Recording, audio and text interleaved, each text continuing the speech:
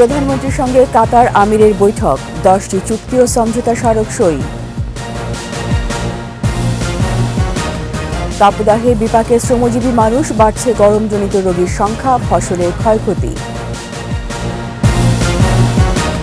অপরিকল্পিত নগরায়ন ও মশক নিয়ন্ত্রণে ব্যর্থতা, ডেঙ্গু পরিস্থিতি ভয়াবহ হওয়ার আশঙ্কা।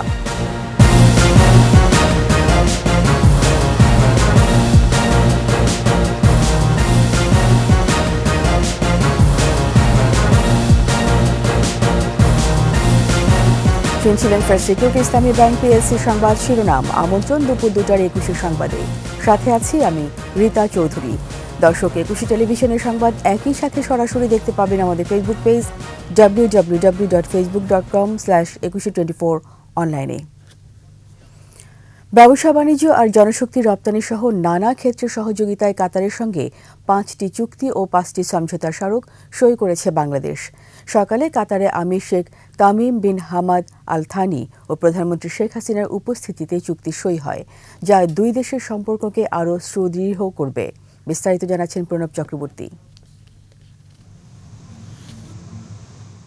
দুদিনের সফরের দ্বিতীয় দিন সকালে প্রধানমন্ত্রীর কার্যালয়ে আসেন কাতারের আমির Sheikh Tamim bin Hamad Al Thani.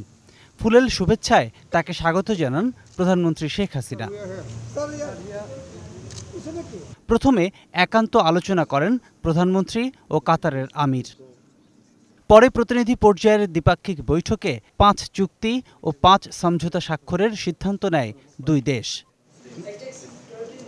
দ্বৈত কর পরিহার, আইনগত বিষয়ে সহযোগিতা, সাগরপথে পরিবহন, পারস্পরিক বিনিয়োগ উন্নয়ন ও সুরক্ষা এবং যৌথ ব্যবসা পরিষদ গঠন সংক্রান্ত চুক্তিতে স্বাক্ষর করেছে বাংলাদেশ কাতার। আর শ্রমশক্তি বিষয়ক, বন্দর পরিচালনা, উচ্চশিক্ষা ও বৈজ্ঞানিক গবেষণা, যুব ক্রীড়া ক্ষেত্রে ও কূটনৈতিক প্রশিক্ষণে সহযোগিতা সংক্রান্ত সমঝোতা স্মারক সই করে দুই দেশ। ঢাকায় কালশী বালুর মাঠের পার্ক এবং ইসিবি চত্বর থেকে কালশী উড়াল সেতু পর্যন্ত সড়কটি আমিরের নামে নামকরণ করে বাংলাদেশ। ভিডিও কনফারেন্সে এর উদ্বোধন করা হয়। প্রণব চক্রবর্তী, 21 টেলিভিশন, ঢাকা। রাজশাহী, পাবনা, খুলনা, বাগেরহাট, যশোর, চুয়াডাঙ্গা ও কুষ্টিয়ায় বইছে তীব্র তাপপ্রবাহ, বিপর্যস্ত জনজীবন। বেশি বিপাকে শ্রমজীবী মানুষ, হাসপাতালে চাপ বেড়েছে গরমজনিত রোগীর, নষ্ট হচ্ছে ফসল, দুশ্চিন্তায় কৃষক খামারিরা। আজ সর্বোচ্চ তাপমাত্রা খুলনা, যশোর ও চুয়াডাঙ্গায় 40.6 ডিগ্রি। প্রতিনিধিদের সহায়তায় আরও জানাচ্ছেন খুরশিদ আলম মুকুল। দিনের আলো ফুটতে রাজশাহীতে সূর্যের এমন প্রখর রূপ, গরম প্রশমনের নানা চেষ্টা খেটে খাওয়া মানুষের। নগরবাসীকে তাপপ্রবাহ সম্পর্কে সচেতন করতে চলছে মাইকিং। 6 দিন ধরে সর্বোচ্চ তাপমাত্রায় পড়ছে চুয়াডাঙ্গা। তীব্র গরমে কাজ না মেলায় কষ্টে আছেন দিনমজুরেরা। সদর হাসপাতালের শিশু ওয়ার্ডে রোগীর চাপে চিকিৎসা নিতে হচ্ছে বারান্দায়ও। 2 দিন ধরে রংপুরের তাপমাত্রা 38 ডিগ্রিতে থাকছে। তাপমাত্রা আরও বাড়ার পূর্বাভাস দিয়েছে আবহাওয়া অফিস। প্রয়োজন ছাড়া ঘরের বাইরে বের হচ্ছেন না সাধারণ মানুষ। গরমে প্রচণ্ড খারাপ অবস্থা, বিশেষ করে বৃদ্ধ এবং শিশুদের খুবই কষ্ট হচ্ছে। শিক্ষা প্রতিষ্ঠান বন্ধ দেওয়ার ঘটনাটা ইতিবাচক। হাঁসফাঁস অবস্থা সিরাজগঞ্জেও। বৈশাখের খরতাপে বিপাকে জীবিকার তাগিদে বের হওয়া মানুষ। রাজবাড়ীতে টানা গরমে অতিষ্ঠ জনজীবন। কাজ না পেয়ে অলস সময় কাটাচ্ছেন খেটে খাওয়া মানুষ। গরমে নষ্ট হচ্ছে মাছের রেণু, চরম বিপাকে যশোরের চাঁচড়ার মৎস্যজীবীরা। বোরো ধান ঘরে তুলতে শ্রমিক সংকটের সমস্যায় ময়মনসিংহের কৃষকেরা। গরমের খুব অসুবিধা, এই চাপের লাগিয়ে মানুষ আয় না কাজে। গরম বাতাসে মুরগির মরক রোগ বাড়ায় গাইবান্ধায় হুমকির মুখে পোলট্রি শিল্প। মুরগির জীবনে বাঁচতেছে না, ডিমও ছোট হয়ে গেছে, অনেক ফার্মে মুরগি মারাও যাচ্ছে নানান রোগে। কাপে ঘাড় ব্যথা হয়, ধপধপ করে পরে পরিয়ে মরে সকালবেলা 3টে মইল।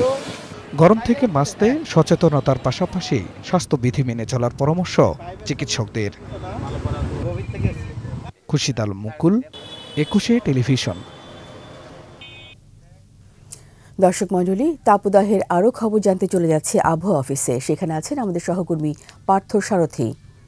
পার্থ, শুনতে পাচ্ছেন? পার্থ, আমরা জানি তীব্র গরমে জনজীবন বিপর্যস্ত। এ বিষয়ে আবহাওয়া অফিসে আপনার কাছে এখন এই মুহূর্তে কি তথ্য আছে, যদি বিস্তারিত জানাতেন।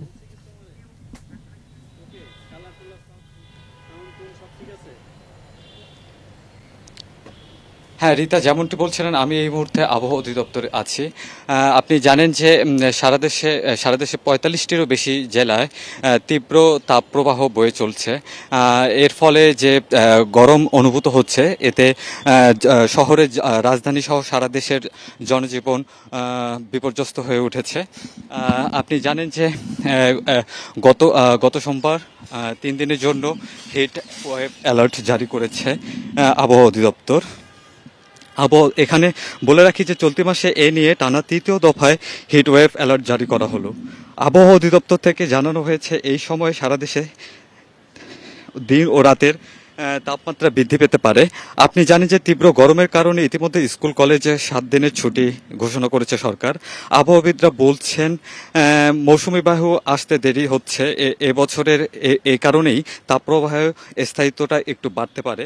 আপনি জানেন যে বাংলাদেশে এর আগে তাপপ্রবাহ একটানা সর্বোচ্চ 23 দিন পর্যন্ত দীর্ঘায়িত হওয়ার রেকর্ড রয়েছে বলে জানিয়েছে আবহাওয়া অধিদপ্তর। এদিকে আবহাওয়া অধিদপ্তরের সাথে আমি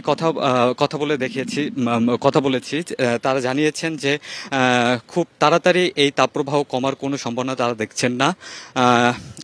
আরও 2 সপ্তাহ নাগাদ চলতে পারে এই তাপপ্রবাহ। রিতা, এই ছিল আমার কাছে এই সর্বশেষ পরিস্থিতি। ধন্যবাদ পার্থ।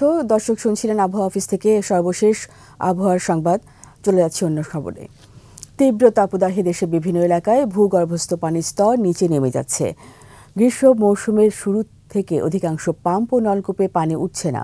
দুর্ভোগে এসব অঞ্চলের মানুষ। তাপদাহের প্রভাব পড়ছে পরিবেশ, কৃষকের ক্ষেত সহ সর্বত্র। প্রতিনিধিদের সহায়তায় রত্না জামানের রিপোর্ট। গত কয়েক বছর ধরেই ভূগর্ভস্থ পানির স্তর নামছে। তবে এবছর গ্রীষ্ম মৌসুম শুরু হওয়ার আগে ফেব্রুয়ারি মাসের শুরু থেকেই পানির স্তর নামতে শুরু করে, যা চলতি মাসের মাঝামাঝি সময়ে এসে আরও বেড়েছে। যশোর পৌরসভা এলাকায় পানির স্তর 20 ফুটের নিচে নামলে হস্তচালিত নলকূপ থেকে পানি ওঠে না। যদি তা 22 থেকে 23 ফুটের নিচে নেমে যায়, তাহলে বাসাবাড়িতে মোটর দিয়ে পানি তোলাও অসম্ভব হয়ে পড়ে। পানি উঠছে না পৌর এলাকার কোনো টিউবওয়েলে। একটা প্রজেক্ট করে পাবলিক হেলথ হেড অফিসে আমরা চেষ্টা করছি এই উৎপাদন নলকূপগুলো নতুনভাবে করতে পারলে আমাদের পানির সাইডটা মোটামুটি মিটবে। এই মুহূর্তে বিএডিসি সেচ বিভাগের দেওয়া তথ্যে সেচ পাম্প এলাকায় পানির লেভেল 8.50 মিটার, আর 1 থেকে 2 মিটার নিচে নেমে গেলে এসব সেচ যন্ত্রে পানি ওঠা দুষ্কর হয়ে পড়বে বলে অভিমত বিশেষজ্ঞদের।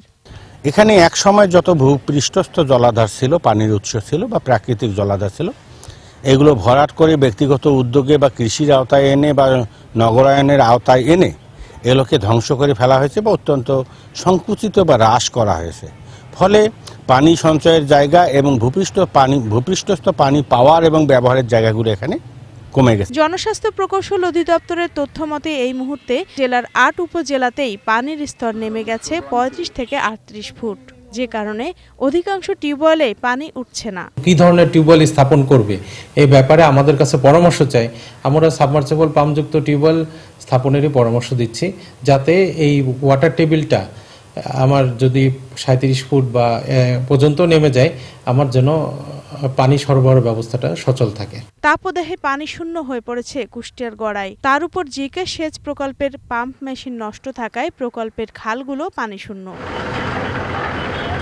পানির স্তর নিচে নামায় কুষ্টিয়া শহরের 21টি ওয়ার্ডের বেশিরভাগ নলকূপেই পানি উঠছে না। এতে গড়াই পাড়ের বাসিন্দারা বেশি বেকায়দায়। প্রতিটা বাড়িতেই পানির অভাব। না, বাসা বাড়িতে আমরা পাচ্ছি না, আমাদের টিউবওয়েল থেকেই নিতে হয়। তাপদাহ তীব্র হওয়ায় এতে প্রভাব পড়ছে কৃষকের ক্ষেত ও পোল্ট্রি খামারেও। ভুট্টা, ধান, আখ থেকে শুরু করে সবজি ক্ষেত মরে যাচ্ছে। 3টা ফসলে একদম মরে শেষ হয়ে যাচ্ছে। এই যে ধান চিটা হয়ে যাচ্ছে। অনেক ফার্মে দেখা যাচ্ছে যে মুরগি মারা যাচ্ছে। আর কৃষিবিদরা বলছেন গরম অব্যাহত থাকলে বোরো আবাদের বিপর্যয় হতে পারে। এজন্য শ্যালো ইঞ্জিন চালিত পানির পাম্পগুলো মাটি খুঁড়ে গভীরে বসানোর পরামর্শ দেওয়া হচ্ছে। দিনের বেলায় যেন সেচটা কম দেয়, এটা মানে বিকাল থেকে সন্ধ্যা এবং রাত্রেবেলা সেচটা দিলে এই সেচের পানিটা দীর্ঘ সময় কিন্তু মাটিতে থাকবে। বৃষ্টি না হলে তাপদাহ থেকে সৃষ্ট সমস্যা কাটবে না বলে মনে করছেন পরিবেশবিদরা। রত্না সামান, 21 টেলিভিশন। আবারও তাপপ্রবাহ প্রসঙ্গ। এবার জানবো যশোরের পরিস্থিতি। সেখান থেকে যোগ দিচ্ছেন প্রতিনিধি শিকদার খালিদ। খালিদ, আমরা জানি তীব্র গরমে দুর্ভোগে শ্রমজীবী আর খেটে খাওয়া মানুষ। আজকে যশোরের খবরাখবর আমাদের জানাবেন প্লিজ।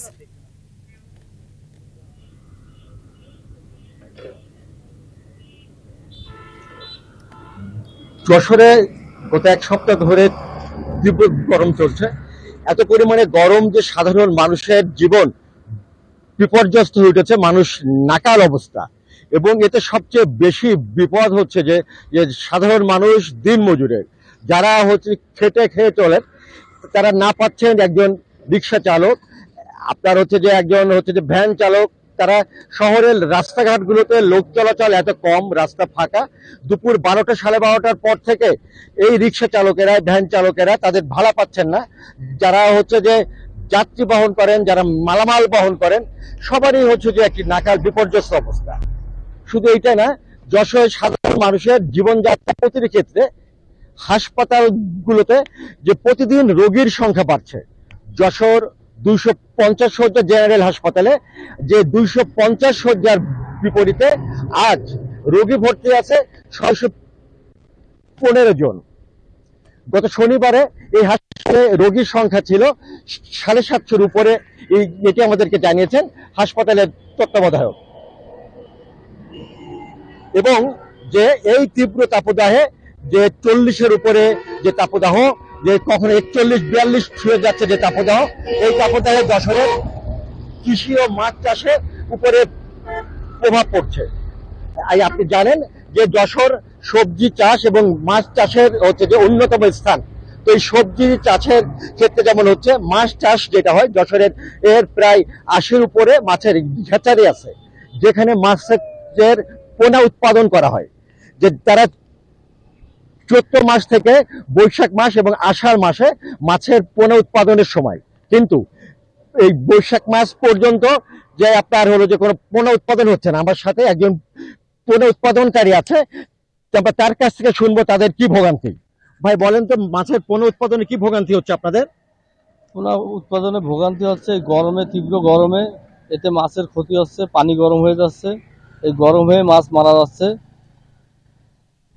এই সমস্যাগুলো হচ্ছে। তো আমরা এই যে মানে কেউ কোনো হচ্ছে যে মাছের যে চাষের বিন্দু মতো কিছু করতে পারেনি। তো এই যে তীব্র ক্ষতি মানুষের জনজীবনে, মানুষের চাষাবাদে, কৃষিতে, এই তীব্র গরম না কাটলে মানুষের ভেতরে এই স্বস্তি ফিরে আসবে না কোনো ক্ষেত্রেই, অর্থনৈতিক এবং জীবনযাত্রায়। এই ছিল আমার কাছে যশোরের তীব্র দাবদাহের শেষ খবর। ধন্যবাদ খালিদ। বিগত বছরগুলোর তুলনায় এবারে ডেঙ্গু পরিস্থিতি বেশি ভয়াবহ হতে পারে বলে আশঙ্কা বিশেষজ্ঞদের। আগাম বৃষ্টি, অপরিকল্পিত নগরায়ন, মশক নিয়ন্ত্রণে সিটি কর্পোরেশনের ব্যর্থতা ও স্বাস্থ্য খাতের দুরবস্থাকে দায়ী করছেন তারা। মাহমুদ হাসানের প্রতিবেদন। বাংলাদেশে সর্বপ্রথম ডেঙ্গুর সংক্রমণ ঘটে 1960 সালে, আর 2000 সালের জুন মাসে সর্বপ্রথম মহামারী আকার ধারণ করে। অতীতে সব রেকর্ড ভেঙে সর্বোচ্চ আক্রান্ত ও মৃত্যুর রেকর্ড হয় 2023 সালে। 6 দশক পেরিয়ে গেলেও এই মহামারী নিয়ন্ত্রণে রাখতে বরাবরই ব্যর্থ দায়িত্বশীলরা। মৃত্যুর মিছিল ক্রমে দীর্ঘায়িত হলেও কার্যকর কোনো পদক্ষেপ নেই। সময়ের আগে বৃষ্টিপাত এই বছর ডেঙ্গুর ঝুঁকি বৃদ্ধি করেছে কয়েক গুণ। আগাম ব্যবস্থা নিলেও শঙ্কায় দক্ষিণ সিটি কর্পোরেশন। জলবায়ু প্রভাবের কারণে ডেঙ্গুর রোগ তো সারা বছরই পাওয়া যাচ্ছে, সুতরাং শঙ্কা তো আছেই, কারণ এটা তো একটা ভাইরাস। এটা আগে অন্য মৌসুমে ছিল না, শুধু বর্ষা মৌসুমে ছিল। তো সুতরাং আমরা সেভাবে আমাদের কার্যক্রমটা নিতে পারতাম। এখন যেহেতু বছরব্যাপী এটা বিস্তৃত, সুতরাং ভাইরাসটা তো রয়ে যাচ্ছে, সুতরাং এটা তো ছড়িয়ে ছড়িয়ে ছড়িয়ে একসময় তুঙ্গে যাবে। তো এর জন্য শঙ্কাটা অবশ্যই বেশি। এর জন্য আমাদের কার্যপরিধিও আমরা কর্মপরিকল্পনা আমরা বৃদ্ধি করেছি। আর ডেঙ্গু মোকাবেলায় সচেতনতা বৃদ্ধি করা সহ চিরুনি অভিযানের প্রস্তুতি নিয়েছে ঢাকা উত্তর সিটি কর্পোরেশন। এদিকে পার্শ্ববর্তী দেশসহ বিশ্বের যেসব দেশ ডেঙ্গু মোকাবেলায় সফল হয়েছে তাদের অনুকরণ করার পরামর্শ দিয়েছেন বিশেষজ্ঞরা। পৃথিবীর অর্ধেক মানুষ এখন ডেঙ্গু ঝুঁকিতে রয়েছে, সেজন্য পৃথিবীর বিভিন্ন দেশ ডেঙ্গু নিয়ন্ত্রণে তাদের কর্মপরিকল্পনা এবং কী করা যায় সেটি তারা তৈরি করছে। বাংলাদেশেরও এরকম কর্মকৌশল তৈরি করা দরকার। বাংলাদেশ কিভাবে ডেঙ্গুকে মোকাবেলা করবে, বিভিন্ন দেশের অভিজ্ঞতাকে কাজে লাগিয়ে তারা সেটি করতে পারে। যে পদ্ধতিতে সিটি কর্পোরেশন মশা নিয়ন্ত্রণের চেষ্টা করছে তাতে আদৌ সফলতা মিলবে কিনা এমন প্রশ্ন বিশেষজ্ঞদের। মাহমুদ হাসান, একুশে টেলিভিশন, ঢাকা। নিচ্ছি সংবাদ বিরতি। যখন ফিরছি তখন অন্যান্য খবরের সঙ্গে আরও থাকবে। সরকার হঠাৎ ষড়যন্ত্র চলছে বললেন ওবায়দুল কাদের। ভোটের মাধ্যমে সাংবিধানিক অধিকার প্রয়োগের আহ্বান।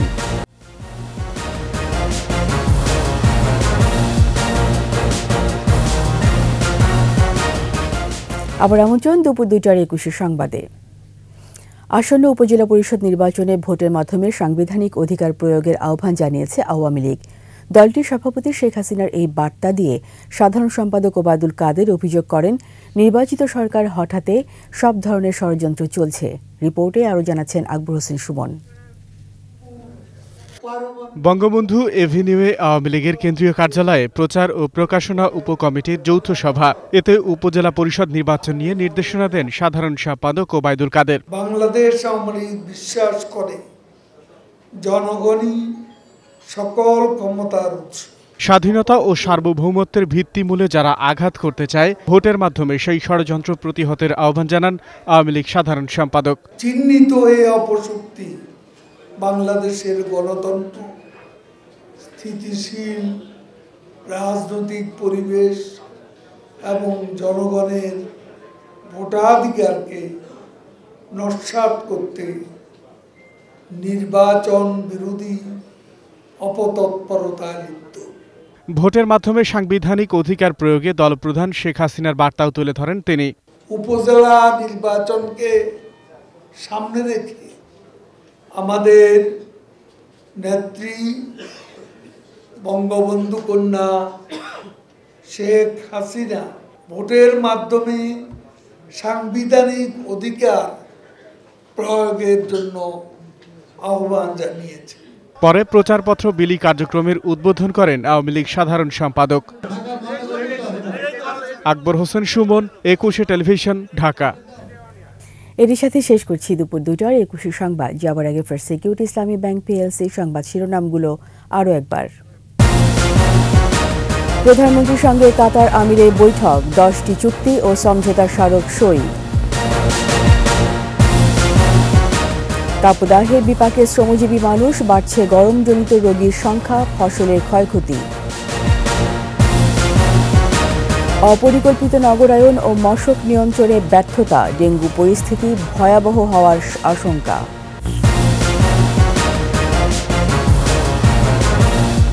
সবশেষ খবর জানতে ডায়াল করুন 2021 নম্বরে আর ভিজিট করুন ekushe-tv.com এই ওয়েবসাইটে। এছাড়া ফেসবুকে ভিজিট করতে পারেন facebook.com/ekushe24 অনলাইনে। এতক্ষণ সঙ্গে থাকার জন্য সবাইকে ধন্যবাদ। আমাদের পরবর্তী সংবাদ সন্ধ্যা 6টায় 21 দেশের সংবাদ দেখার আমন্ত্রণ রইল।